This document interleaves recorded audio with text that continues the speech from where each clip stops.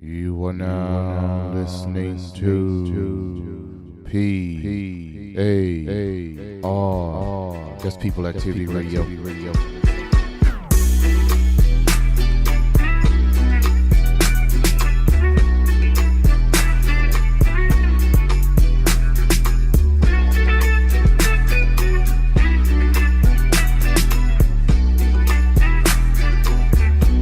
If you do not understand white supremacy, what it is and how it works, everything else that you understand will confuse you. The hunt is on. And you're the prey. We're traveling through another dimension. A dimension not only of sight and sound, but of mind. It is the middle ground between light and shadow, between science and superstition. And it lies between the pit of one's fears and the summit of one's knowledge. You are now traveling through a dimension of imagination. You just crossed over into the Twilight Zone. The day after Richmond fell, Abraham Lincoln came to Richmond. He came to this house. General Weitzel says, "Mr. President, how should we treat these people?" And Lincoln says, "Let them up easy." Richmond, Virginia was the capital of the Confederacy, and that's kind of hard to miss considering all of the monuments to Confederate war heroes throughout the city. At home.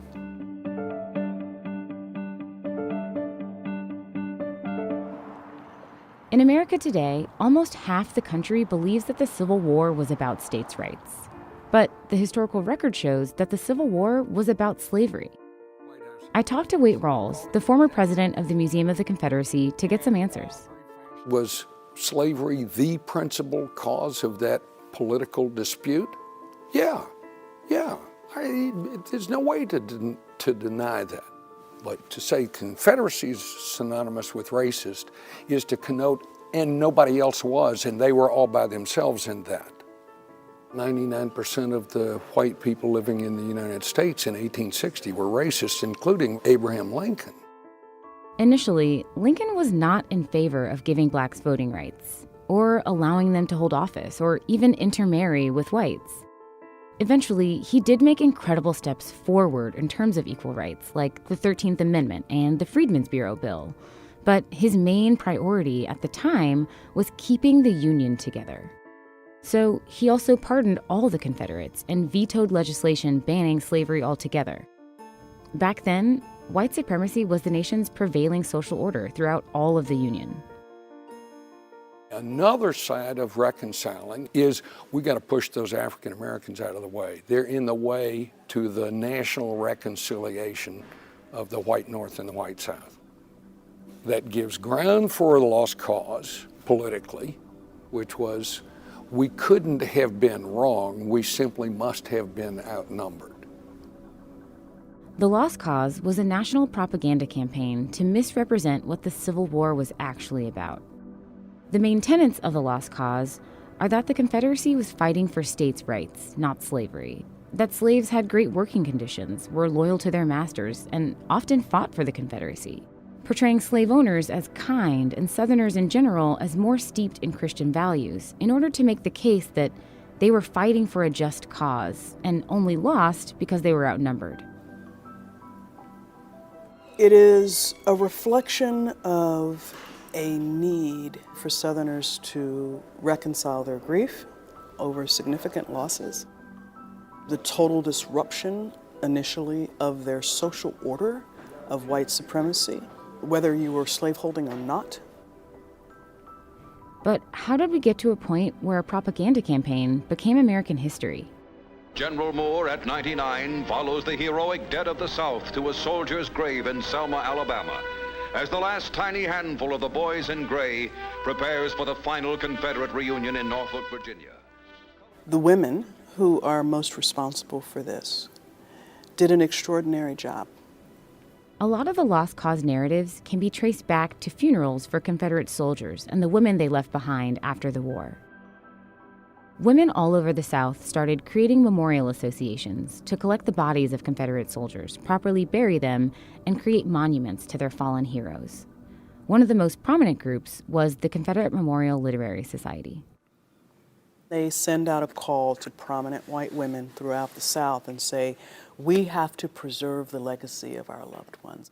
And they open up what they call the Confederate Museum, and it is a hit. It was a shrine. It was a shrine to the Confederacy. Each room of the house was set up with these artifacts from each of the Confederate states. But it's only their story. If black folk are represented, it's because they are the loyal, loving slaves, supposedly. One of the underrepresented stories of the American Civil War is the U.S. colored troops. At the end of the war, there were more black men in blue uniforms than white men in gray uniform. People need to know that. We have completely removed black people from the narrative when they were central to it. The Lost Cause made its way into popular culture through films like Birth of a Nation and Gone with the Wind. The Confederacy needs it, so we's going to dig for the South. Don't worry, we'll stop them Yankees. Goodbye, Big Sam. Goodbye, boys. Let me out of here. And eventually found its way into school textbooks and even legislation. This group has nothing to do with discrimination that Congress prohibits, nor do they advocate radical... 1910, they make the decision that, hey, no more textbooks that speak ill of the Confederacy.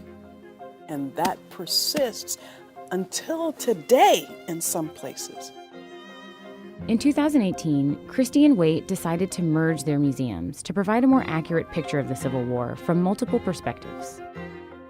What you want is for people to form their own perspective fully informed.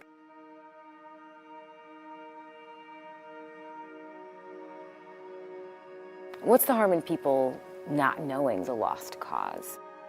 The harm comes when there is a disrespect for dignity of life that becomes sort of generational because it's grounded in a series of lies. The history has never been about the dead people, really. It's always about us and the moment that we're in and the issues we're trying to contemplate and wanting to understand sort of this connective tissue. It's always been that. Do you feel like Richmond is going through its own sort of truth and reconciliation process through these challenging discourses, disagreements, and representations of the city? I think Richmond is going through a period of awakening. The only way that you really can come to some form of conciliatory behavior is when everybody finally understands it and has a desire to move forward in a more equitable way. This is what we do in museums.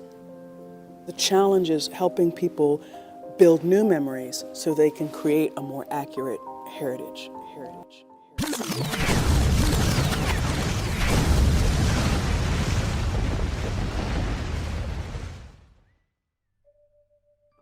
In order to understand the system of white supremacy, you take in all of the areas of activity. And what is a white supremacist? A white supremacist is any white person that believes in dominating, mistreating a person based on color. And any white person that does that has instantly, within the system of white supremacy, become one of the most powerful people in the world. They are among the most powerful because that makes them a part of that group that runs anything that's important that's going on this planet that has to do with non-white people. That person instantly becomes one of them, and that's a lot of power. A lot of power. Because they are the smartest and most powerful people on the planet. Anytime you're a member of that club, not some person that's just walking around with a robe on and a pointed hat and with some cutouts for the eyes and whatnot. We call them Ku Klux Klansmen. That's what black people usually associate with white supremacy.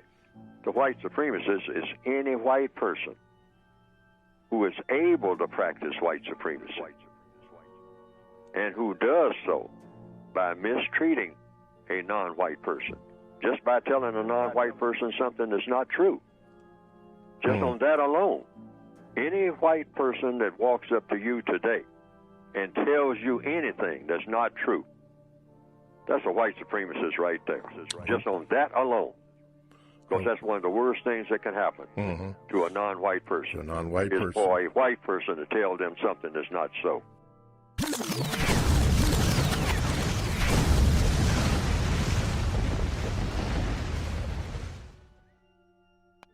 I think they mean black. Yeah. It's just another way to say thug or something else, right? Yeah. And how do you feel about that? It is what it is. It doesn't belong to us anymore. And, you know, once something goes out in the world, it takes a life of its own. It's an energy of its own. I can tell you what woke means.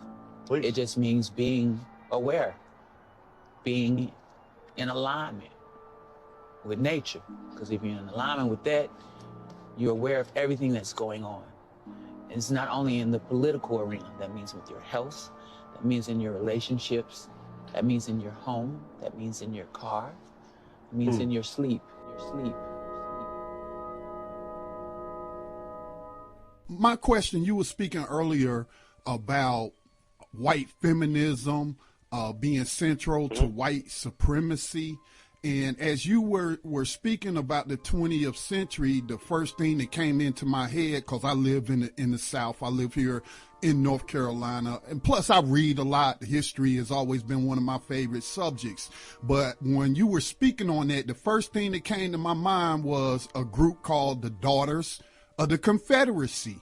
That, these, I'm very familiar with it, yes. Yeah, these groups started around the turn of the century in the 1920s and are largely responsible for a lot of the white supremacist statutes we see. So I just wanted to get your thoughts on that, if you had looked at that as part of your analysis of them. Well, see, this is what's interesting. I mean, you know, the idea of womanhood in the 19th century and early 20th century was pretty much synonymous to mother and community. You have women, you know, giving grand speeches. I mean, even black women in the Atlanta Sociological Laboratory talking about how women make the laws of society. So it was not a situation where women didn't feel themselves actually contributing to and growing society and in many ways dictating social organization. The Daughters of the Confederacy were largely responsible they were auxiliaries, sometimes often working through churches to get monies to create monuments of the fallen soldiers, right? So they were responsible, I call them, you know, for the Lost Cause memorials. And the Lost Cause memorials that you find throughout the South, there's one actually in my city in Lake Charles, is honoring the soldiers of the fallen cause, which was the Civil War, that tried to preserve the agrarian economy and legacy of slavery in the United States. So the view was that it was a lost cause, but it was a righteous cause that should be respected and remembered, which is why you have these statues and monuments all through the South, you know, on various college campuses, etc. What's amazing about that is that it really does show the ways that white women have sought to inculcate and perpetuate the ideas and memories of white supremacy. I think one of the biggest flaws that we have in this country, and especially as theorists, is that we somehow take a post-civil rights view of how we view discrimination. So during the civil rights movement, because white women were defined as minorities, what we've done is we've automatically said that they are minorities.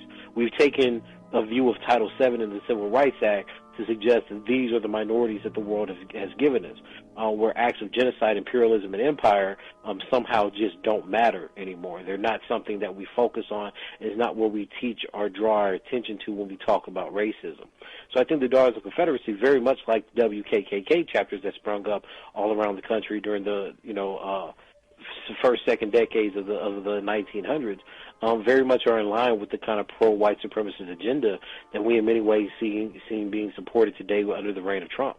These are white women who voted for Trump. These are white women who support his policies. These are white women who believe in the vision of a white republic. So we cannot be mistaken in the idea that white women have historically and continue to be solidly committed to the project of white superiority in this country.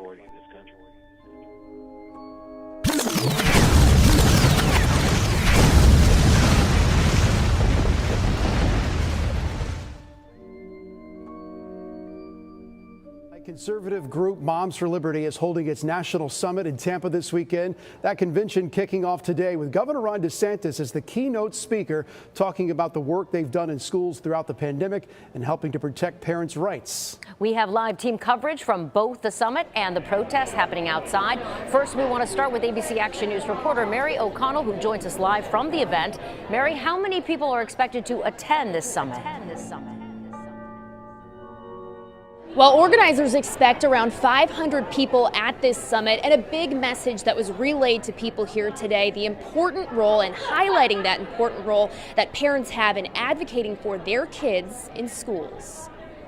Kathy Julian has 5 children and tells me she wanted to find out what Moms for Liberty was all about. Our governor is a rock star. His wife is also a rock star. They support parents and they support educators, and they support moms and kids. She's just one of many at the Moms for Liberty National Summit in Tampa. The group says it's a nationwide advocacy group for the empowerment of parents. A keynote speaker Friday, Florida Governor Ron DeSantis. We have drawn a very clear line in the sand that says our school system is for educating kids, not indoctrinating kids. DeSantis talked about their fight on masks and vaccine mandates in schools, critical race theory, as well as their handling of COVID in the classroom. The governor explaining they've also made it clear to say parents have a fundamental role in the education of their kids. They have an important role, a vital role, and we have made sure in the state of Florida to not just talk the talk with parents' rights, but to walk the walk with parents' rights. There's nothing more powerful than a group of moms that are all on a phone chain about their kids. ABC Action News political analyst Susan McManus tells me the main thing DeSantis did was energize the crowd to go back home and work hard to elect people they support to school boards. And the unusual part of all this is rarely have school board races mattered that much. All of a sudden, they're the focal point, not just all over Florida, but across the country at large. Parents here standing together, ready to raise their voices. Often the case that activism boils up from the bottom, not the top down.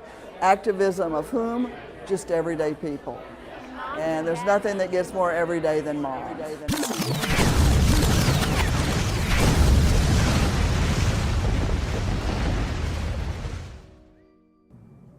Well, if I understand that question, no, you be the master of words. You don't let any word master you. A word is just a word.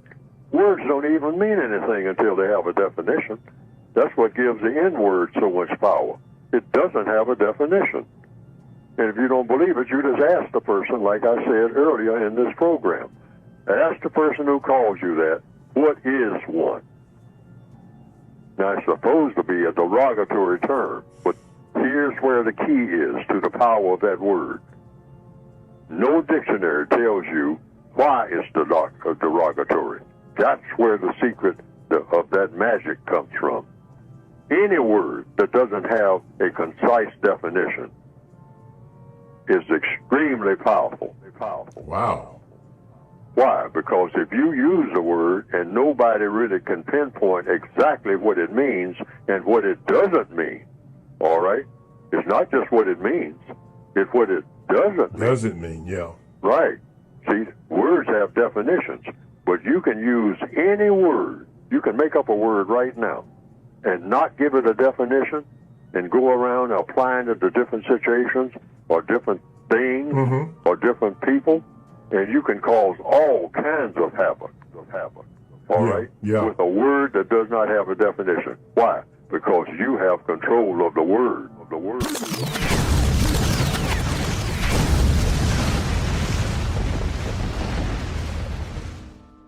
There's a new front opening in the ongoing battle for civil rights. This is a war of words. I have the honor and privilege of introducing the combatant of critical race theory, a champion for parental rights, and our warrior for Florida. Ladies and gentlemen, please stand to your feet for the best governor in the nation, Governor Ron DeSantis. It's December of 2021, and Governor Ron DeSantis is introducing a new bill he plans to push through the legislative session. He calls it the Stop Woke Act.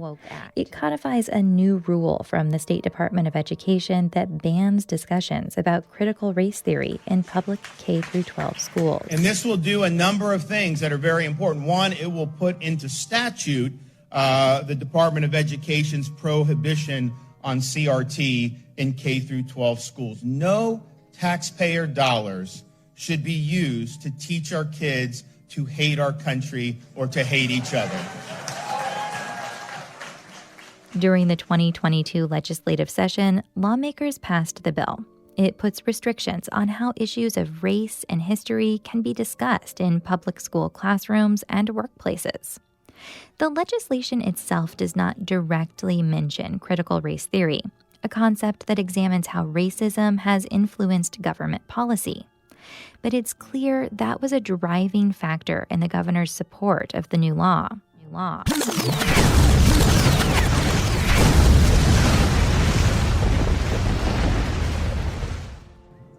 You have absolute control over a word that you invented and did not give a definition to. And you can go around and apply that word to things, you can apply it to people, you can apply it to animals, and you can cause all kinds of chaos.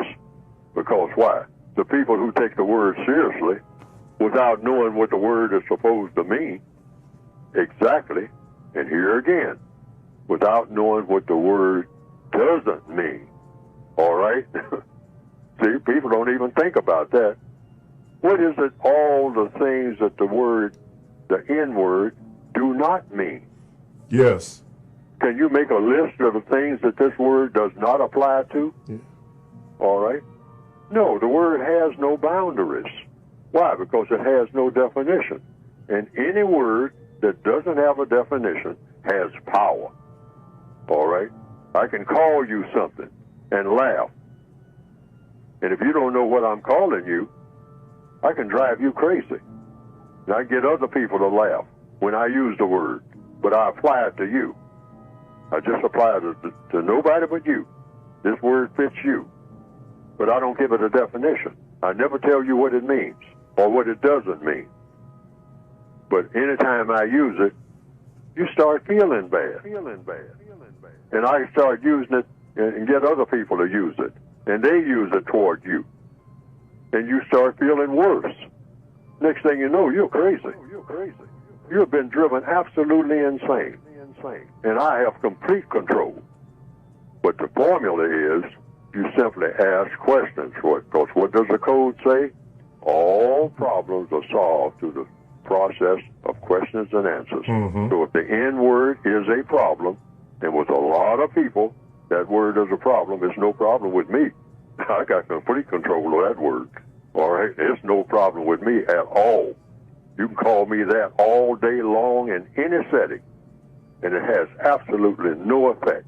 Because of what? Because I understand what the white supremacists are doing with it. The only thing between me and somebody else is that I have that understanding that the word has a meaning, and the meaning is supposed to be derogatory when it's used toward me, but they don't say why. Okay. All right? So that's the key. If you understand that, the word loses its power immediately. I mean, like you've been worried about the word forever, you can drop it right this minute.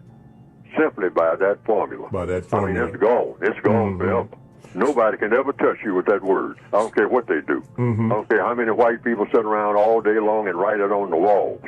You can look at it and it won't mean anything. Why? Because you chose to think that it doesn't mean anything. That's just a choice. That's just a choice. So when those guys... That's a choice by you. You make that choice. They know that.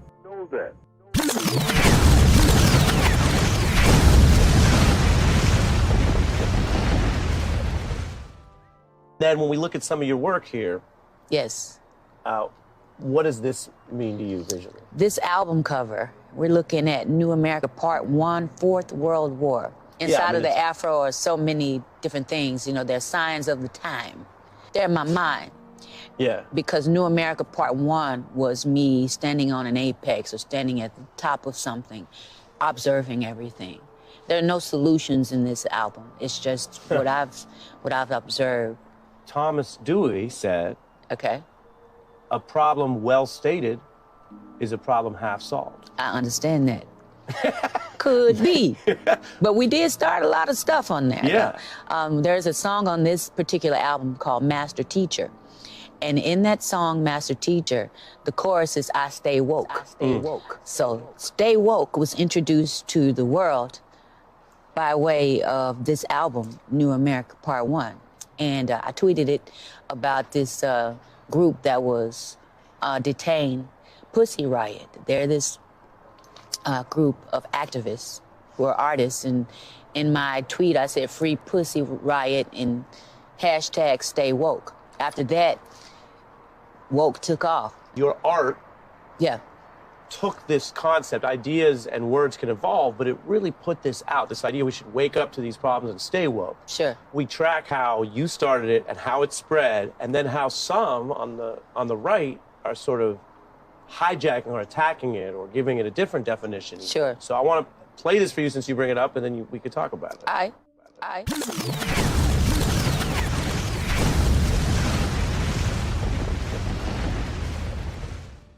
I want my coaches to stay woke, but I want the other coaches that's supporting us to stay woke. Woke fascism that will destroy our nation. We will never, ever surrender to the woke mob. Florida is where woke goes to die. I think they mean black. Yeah. Mm-hmm. It's just another way to say thug or something else, right? Yeah. And how do you feel about that? It is what it is. It doesn't belong to us anymore. And, you know, once something goes out in the world, it takes a life of its own. It's an energy of its own. I can tell you what woke means. Please. It just means being aware, being in alignment with nature. Because if you're in alignment with that, you're aware of everything that's going on. And it's not only in the political arena. That means with your health. That means in your relationships. That means in your home. That means in your car. It means in your sleep.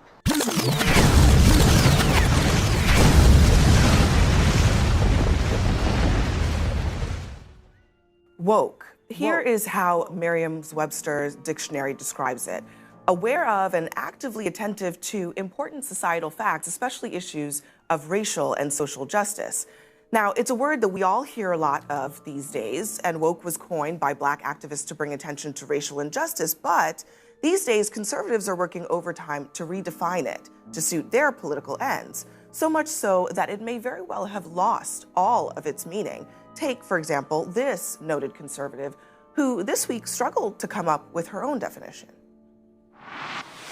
Would you mind defining woke? Because it's come up a couple times, and I just want to make sure we're on the same page. So, I mean, woke is sort of the idea that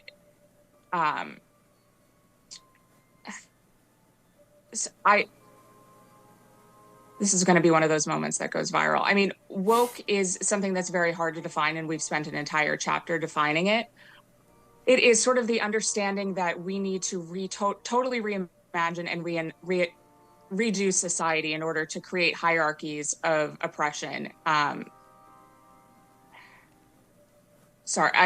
It's hard to explain in a 15-second soundbite. And she was absolutely right. It did go viral. But beyond that viral moment, the issue actually is what she said at the end, which is how complicated is it to define woke?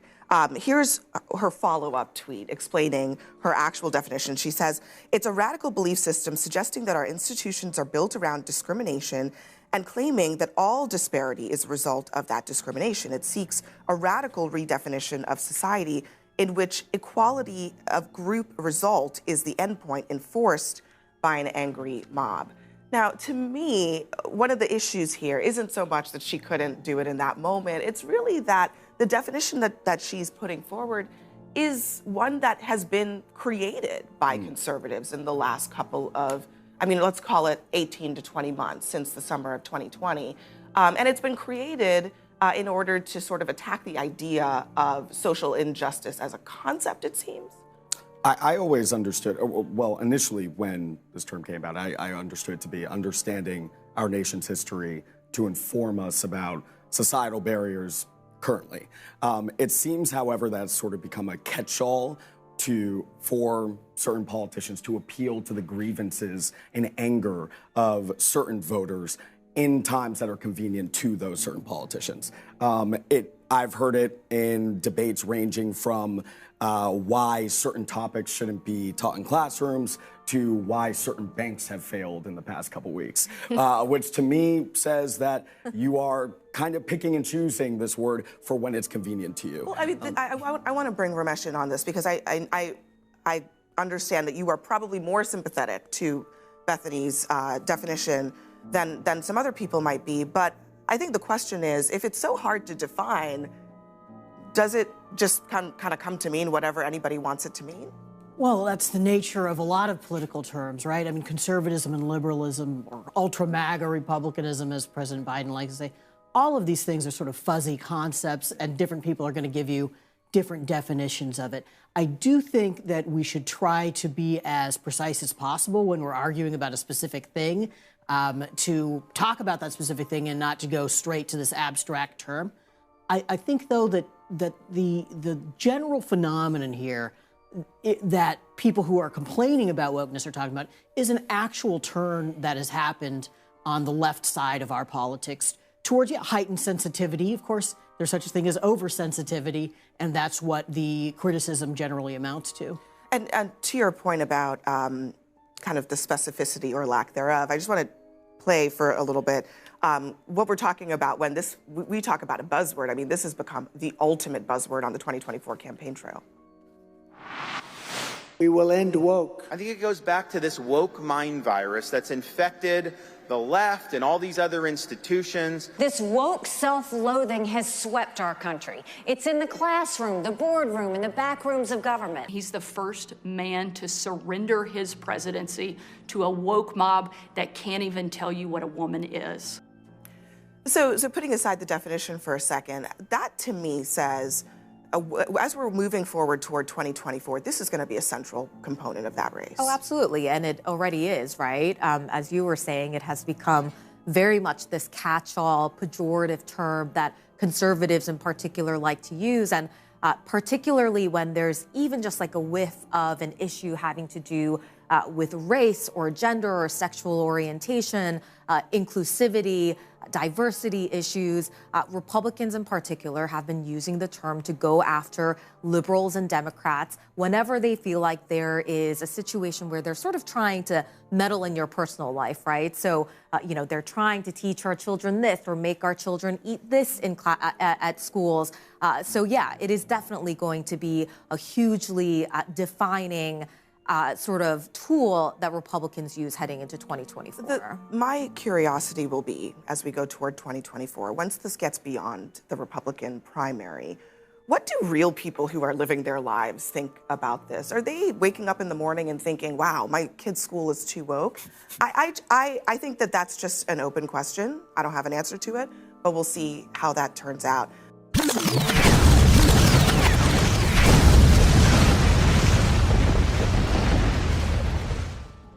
I think they mean black.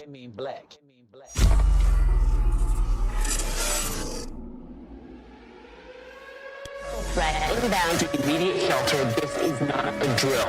Esto es una emergencia.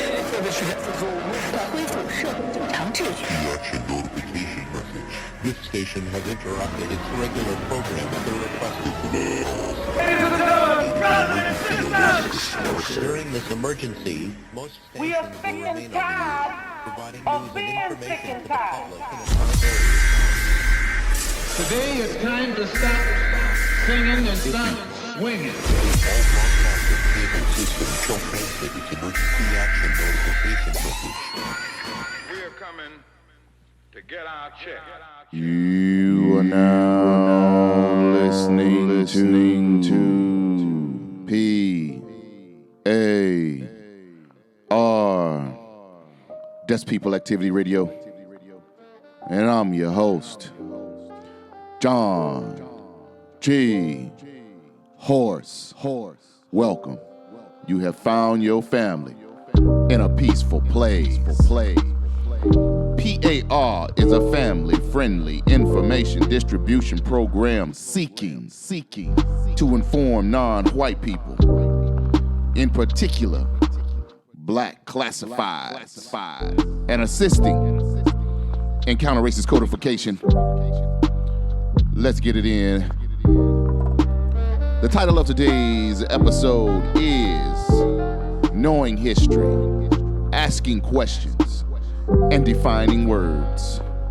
One more time, the title of today's episode is Knowing History, Asking Questions, and Defining Words.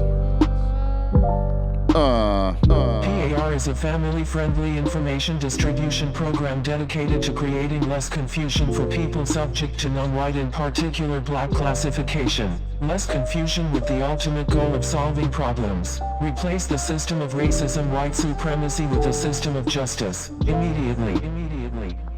Replace the system of racism, white supremacy with a system of justice. Immediately. Yes, indeed. Yes, indeed. And I'd like to take this time to give a shout out to all the hardworking John Henryism practitioners, blue-collar, law-abiding citizens subject to non-white, in particular, black classification, who take the time to dig into their pockets, their wallets, their purses, their pocketbooks, and distributing all pennies, nickels, and dimes that they have to spare. And we'd like to say, much appreciated, and all proceeds given to old John G and People Activity Radio will be used to keep the show coming.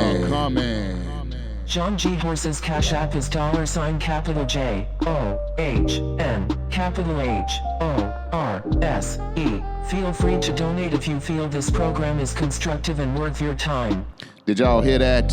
Fellow black classifieds, feel free to donate if you feel this program is constructive and worth your time.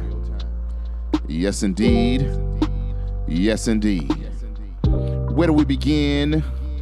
Where do we begin is always the question, and I am your gracious and humble host, JohnGHorse, and this is People Activity Radio.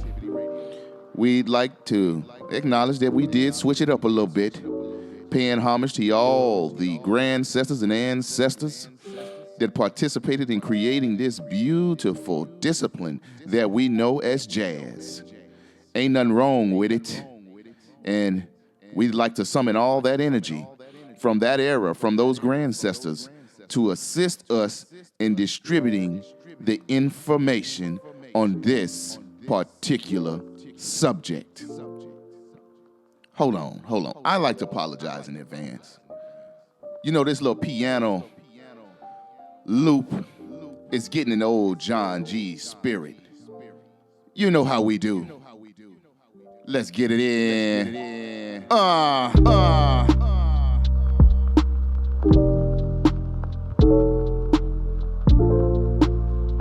Close your eyes. Take a deep breath. And let it fizzle and sizzle and drizzle in your spirit.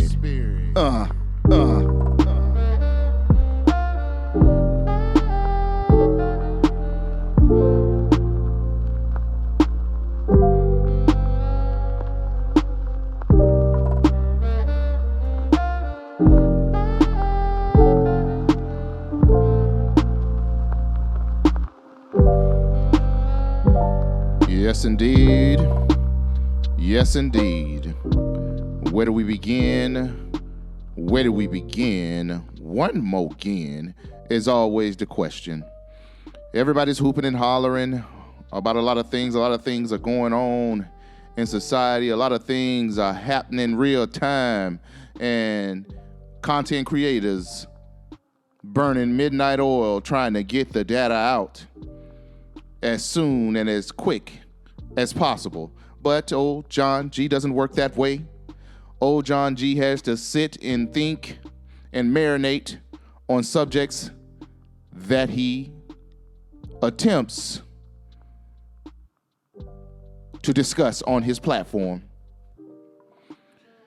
And I'd like to take this time today to discuss a basic code that we should take seriously, especially in these times, especially in the social media age, especially in the pop culture age where you have content all around, every which way you look, being produced and disseminated into the atmosphere and the environment.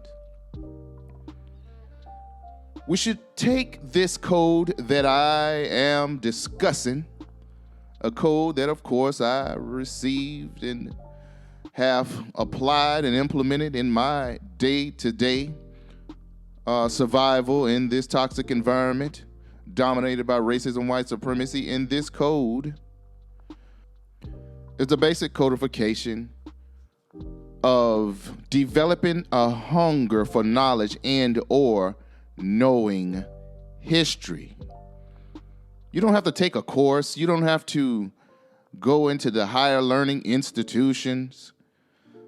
Basically, just knowing the history of the place where you are, or your community, or your home, or your state, county, wherever you are, knowing that history.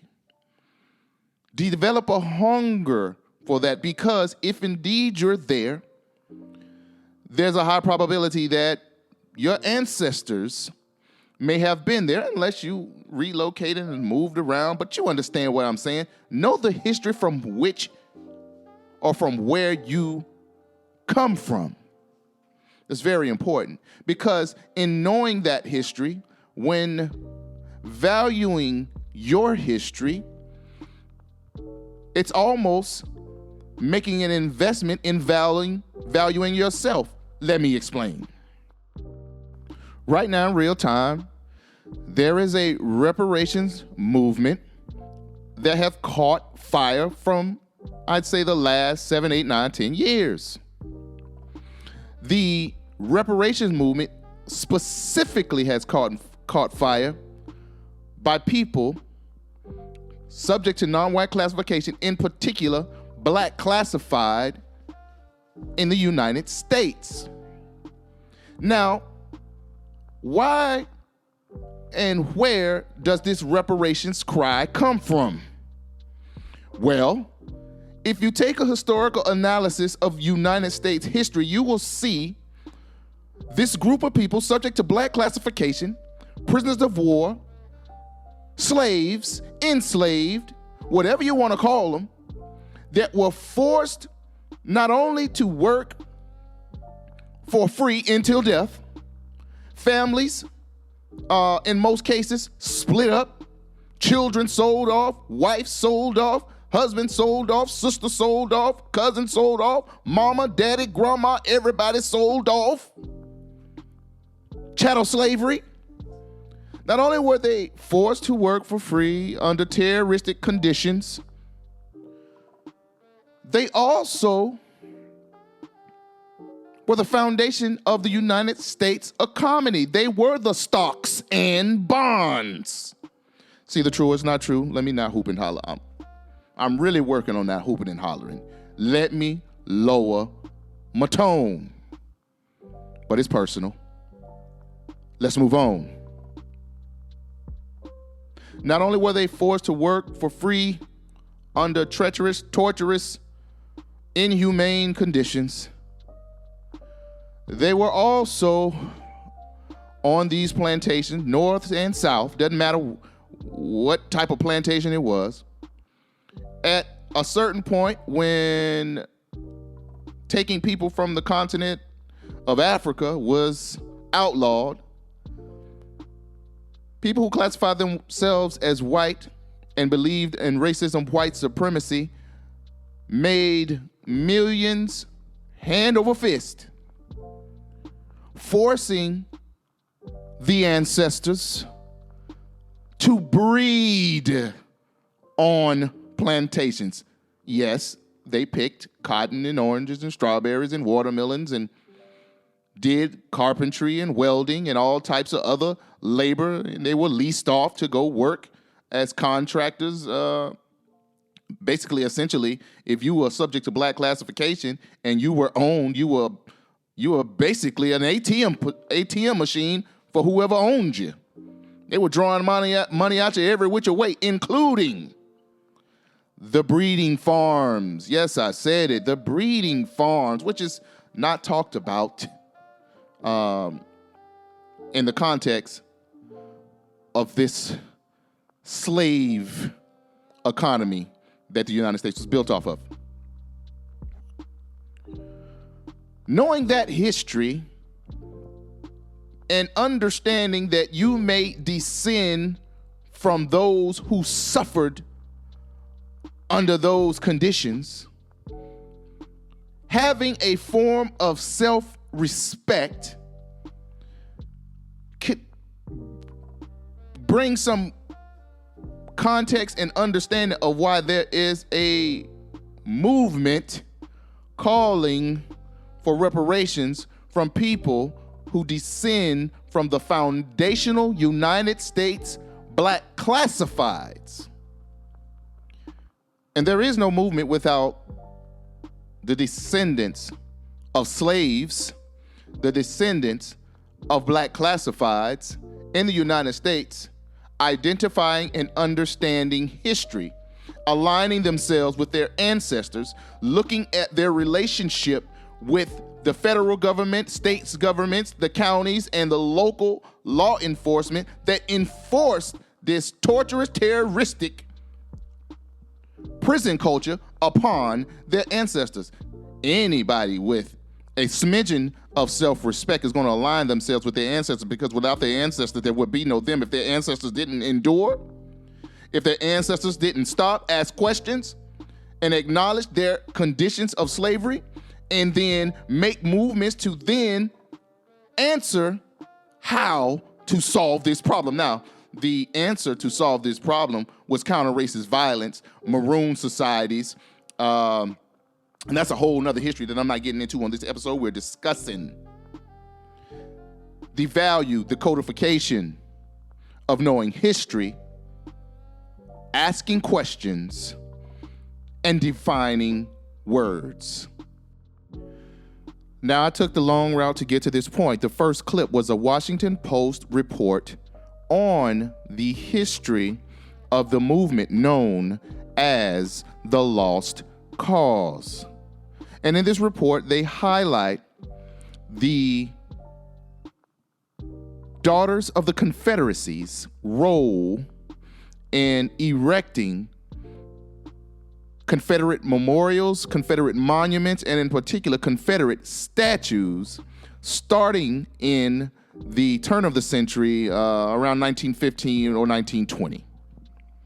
And the Daughters of the Confederacy were descendants. Again, there goes that thing. When you say descend, how do you know you're descended from something? Because you have self-respect and you value the history from which you come from. The Daughters of the Confederacy, white women, and suspected white supremacists, and in some case, self-proclaimed white supremacists, advocated for memorials to be erected for their ancestors who fought on the traitor side of the United States. They fought for the Confederacy. And from their perspective, from their self-respect, their ancestors were fighting for a noble cause. Now, their ancestors told you what they was fighting for. They would say they were fighting to maintain racism, white supremacy, and to maintain the institution of slavery, because that was fundamental to their position as white supremacists. Now, I'm not name calling. I'm using the term that they used to describe themselves and their ancestors, their descendants, in particular, the daughters of the Confederacy, valued what their ancestors believed in. And these daughters of the Confederacy, they were from wealthy Southern families. They used their Southern influence and resources to cozy up next to the state officials and politicians and sponsor and finance memorials, monuments, and statues for what they said and defined as the lost cause. Now, we're using the term lost cause because it was created by this group called the Daughters of the Confederacy, who also used their resources, power, and influence to determine what was going to go in the history books in the South. And in particular, y'all bet not say anything derogatory or negative toward my ancestors who fought for a benevolent, honorable cause. They were fighting for heritage, says the Daughters of the Confederacy, and they were fighting for culture, says the Daughters of the Confederacy. Y'all bet not mention what they said they was fighting for, racism, white supremacy. Y'all bet not mention what they said they wanted to maintain, the institution of slavery. Get all that mess up out the books. Now, this is back in the 1920s, 30s, and 40s. Rewriting history. Not only did school book creators follow this mandate in the South, this became the mandate that the United States followed. So you can be hard removed or hard pressed to try to find anything in school curriculum that actually articulates or quotes the Confederate soldiers' self-proclaimed white supremacist reasons from why they were actually calling for arms and seceding from the Union. You can't find what they said, but you can find what the Daughters of the Confederacy thought appropriate to be said in school books in the United States of America. And that is lie culture or deceptive culture known as history. That is powerful. And I brought that up because the second clip behind the Washington Post historical analysis of the Daughters of the Confederacy, I played a clip of our elder, Neely Fuller Jr., breaking down anybody who classifies themselves as white and lies to non-white people. Not only are practicing racism, white supremacy, they are showing power. And when we're talking about the Daughters of the Confederacy, we're talking about them creating words, defining words. We're talking about them manipulating how history is told in school books in the United States. That's power. Now, that's either true or it's not true. After Neely Fuller spoke about the power of lies from people who classify themselves as white, I played a clip of Erykah Badu giving her definition of woke. Let's move on. After the Erykah Badu clip, I played a clip of Black Talk Radio Network's founder and host asking Dr. Tommy Curry about women's suffrage, white feminism, and the daughters of the Confederacy, all rolled up into one bunch of people who classify themselves as white, who were women, who were stomped down racist white supremacists. These are their words, not ours. Dr. Curry articulated his position and his analysis of the history that he teaches at the university. And he pretty much confirmed that anybody who's white and who lies to non-white people not only are displaying high levels of power, they are also practicing racism, white supremacy. Now, it's either true or it's not true. We sitting here in 2023 hooping and hollering about some CRT, woke culture, moms for liberty, etc., etc. And a lot of people who are, I suspect, a lot of non-white people don't actually draw perspective from their history. I think I have observed a lot of reactionary, emotional rhetoric behind strategic war strategy and creating terms and defining terms from people who classify themselves as white. And I see a lot of non-white people, and I could be in error. Maybe I'm not looking in all the right places.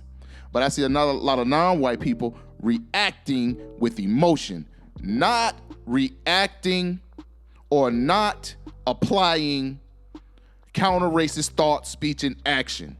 Knowing history, asking questions, and then defining words. Because if you understood the term states' rights and parents' rights in the context of the Stop Woke legislation that's being applied, in particular in my home state of Florida, what's the difference? White supremacy is being practiced. White supremacy is war on non-white people, in particular, people subject to black classification. If that's true, ante up, mount up, and get to the business of countering the war strategy. Let's move on. My synopsis is the daughters of the Confederacy are still putting in work.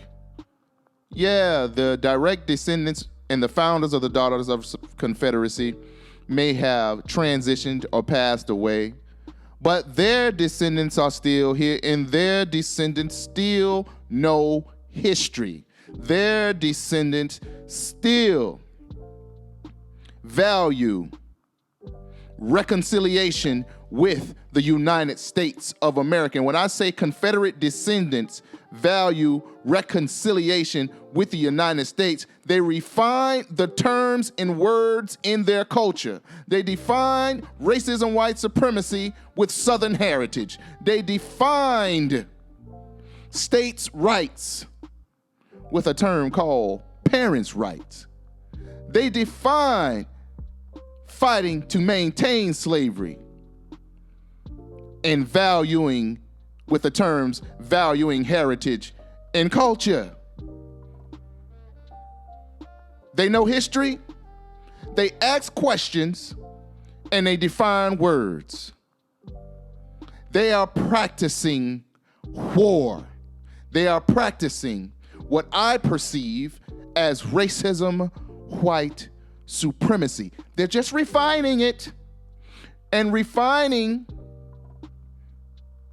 is basically accepting what you've been doing ain't gonna work, and we have to refine our behavior and our culture so that we can maintain power and keep all these resources that our ancestors who believed in racism, white supremacists, or who believed in racism, white supremacy, their words, not mine. To maintain these resources, we got to keep our foot on non-white people's neck, in particular, people subject to black classification. Now, that's either true or it's not true. And I hope I have contributed to less confusion. And always remember, keep learning. Stay codified. Stay codified.